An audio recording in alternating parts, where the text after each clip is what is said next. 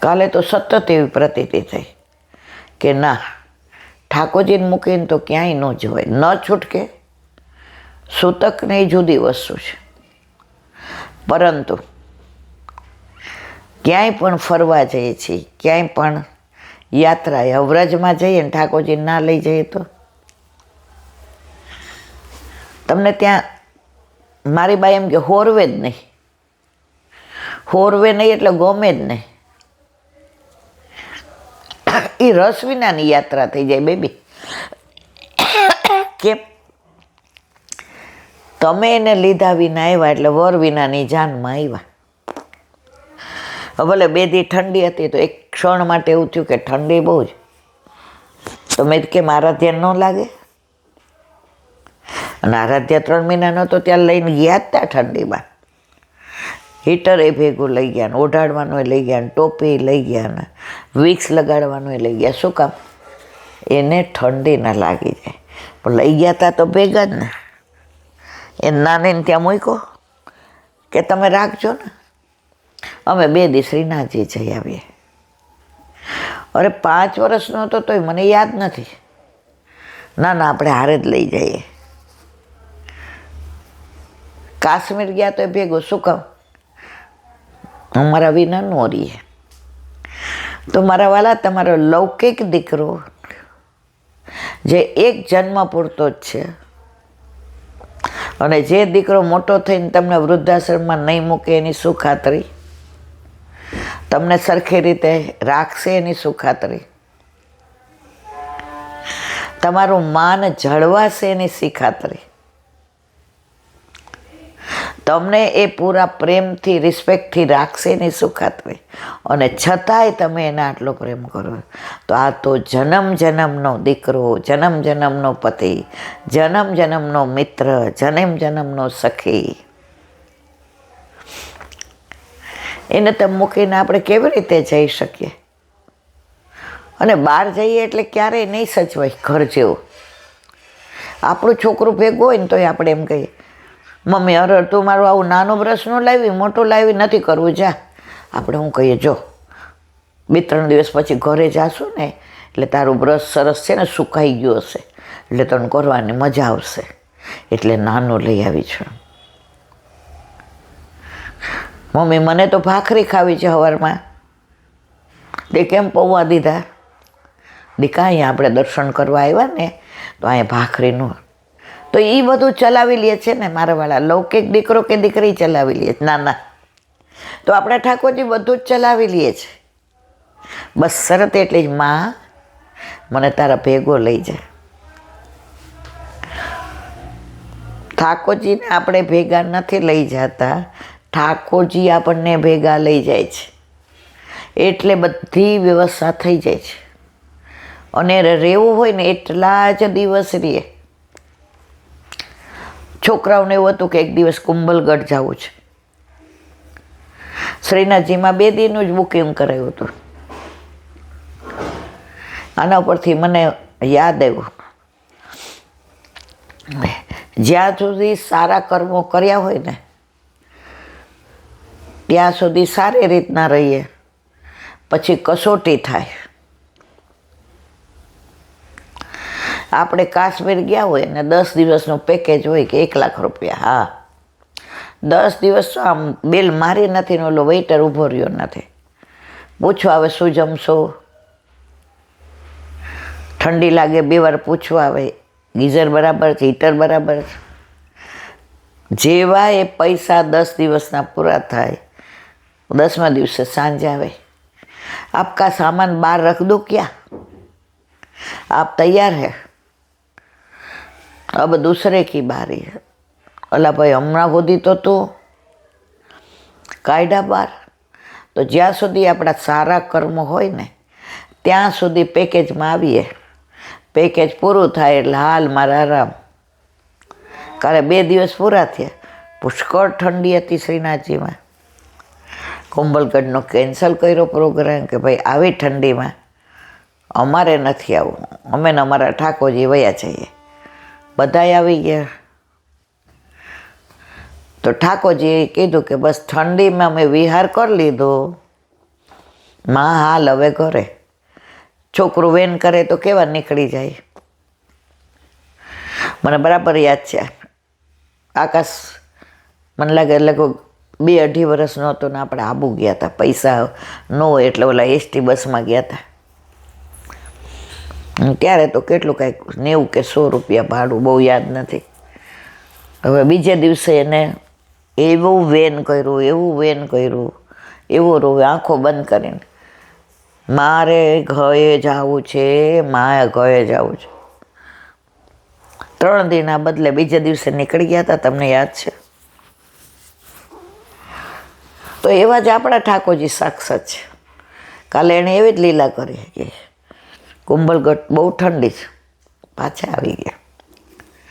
તો પ્રભુ સાક્ષાત છે, સાથે લઈ જાય ને. કાલ મને તો એ જ થયું, ઘરે કોકના ઘરે મૂકી એવા હોત. એક વૈષ્ણવ કહેતા હતા, લગભગ 40 વર્ષ પહેલાંની વાત છે. 40 નહીં, મને લાગે 25 વર્ષ પહેલાંની. એક વૈષ્ણવ નવા ઠાકોરજી પુશ કરે. હવે 15 દી થયા ત્યાં એને એમ થયું કે હવે મિશ્રી થોડી એકલી ધરાવે, આપણું પેટ ભરાય છે. એટલે એણે દૂધગઢ ચાલુ કર્યું. અઠવાડિયા પછી ફીકું ધરવા માંડ્યા અને 2 મહિનામાં સખડી ધરવા માંડ્યા.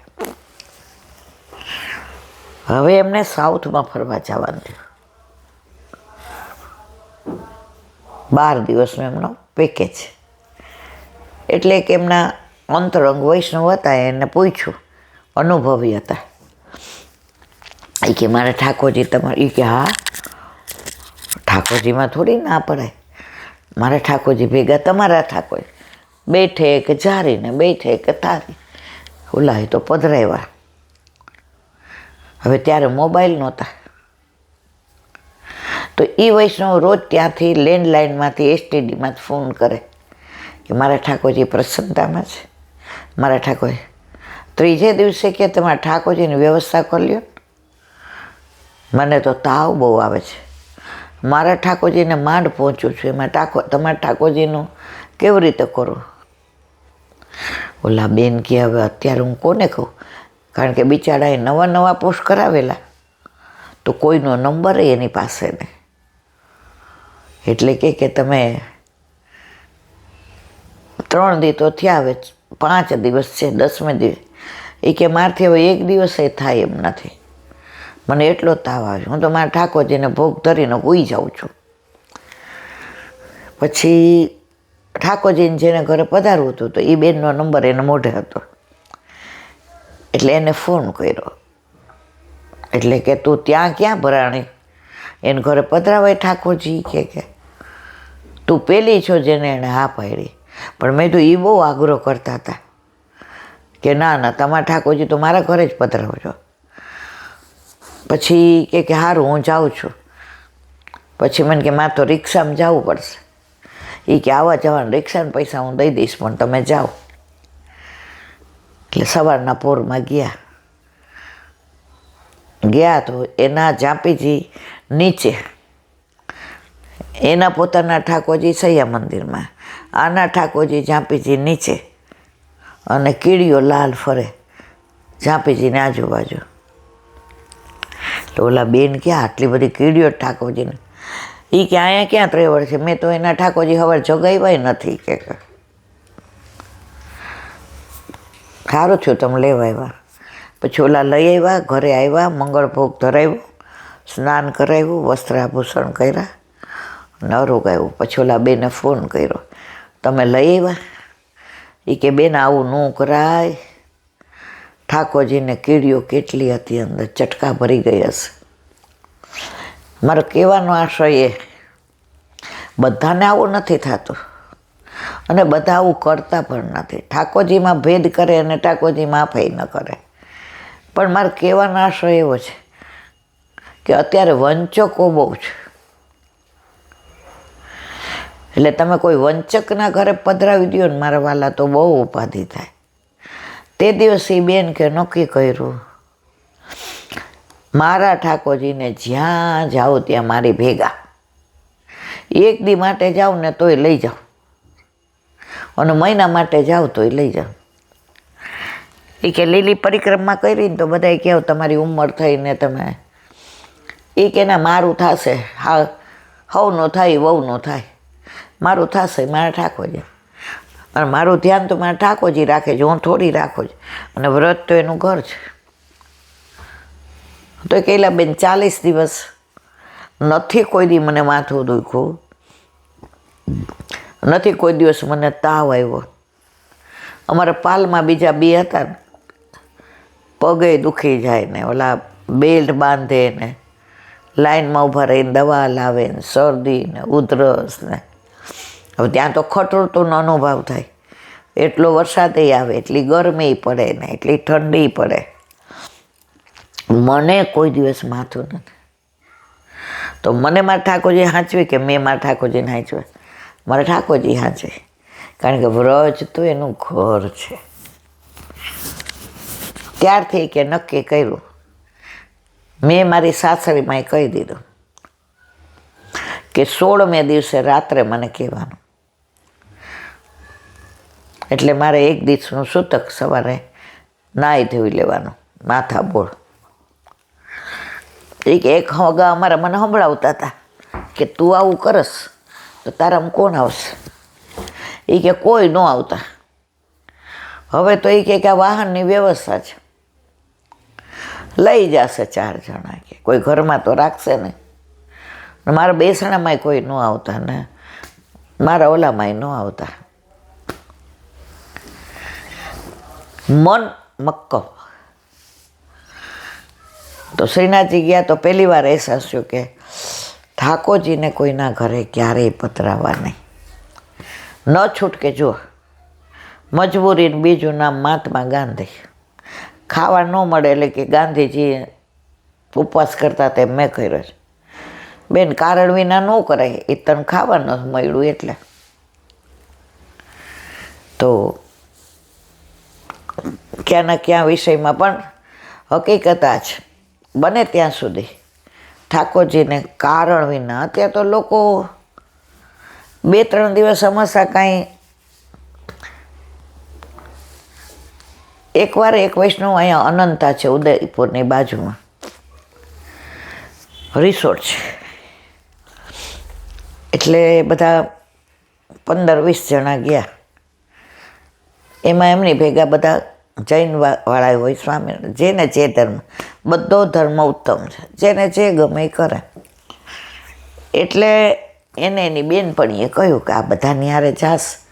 એ કે મને જરાય જવું ગમતું નથી, પણ મારા સગા છે ને મારે જખ મારીને જવું પડે છે. હવે અમેરિકાવાળા આવ્યા હતા, એ લોકોએ પ્રોગ્રામ કર્યો, ભાભી તમે અમને ત્યાં જ લઈ જાઓ, તમારા લગ્નની પાર્ટી ત્યાં. હવે ભાભી કે માં તો કંઈ પાર્ટી આપી નથી, પણ અમુક વાર સમાજમાં રહી અને સમાજને અનુકૂળ ના છૂટકે થવું પડે. હવે એનું કાંઈક પેકેજ હોય 2 કે 3 દિવસનું કે જે હોય તે. બધાએ ના પાડી. ઘરમાં એના અંગત વૈષ્ણવ હતા, ન પધરાવી જા, 2 દી માટે જા. ઓલા બેન કે ના માં તો પધરાવી જ જાય. પાછા સાવ સાચી બની ગયેલી હકીકત. એ બેન પધરાવી ગયા. દીકરા વહુ બધા હતા. જ્ઞાન તરત બહુ ટાઈમમાં થઈ. એનો વર કેવા માંડ્યા, હવે એ કે આ ઠાકોરજી કે બધું તારા હાથનું છે, અહીંયા ફરવા આવ્યો છું ને તારે જ મારી યાર વિહાર કરવાનો, હું તને બધે લઈ જઈશ. પરાકાષ્ઠા ક્યાં આવી? સાંજે બધે લાઇટ ગઈ, 5-7 ઓલામાં જ રહી, એમાં બેનના ઓલામાં રહી હતી. ઠાકોરજીની સેવા પહોંચી પછી લાઇટ ગઈ. ઠાકોરજી ભેગા હોય ને મારા વાલા, એની વ્યવસ્થા કરે છે.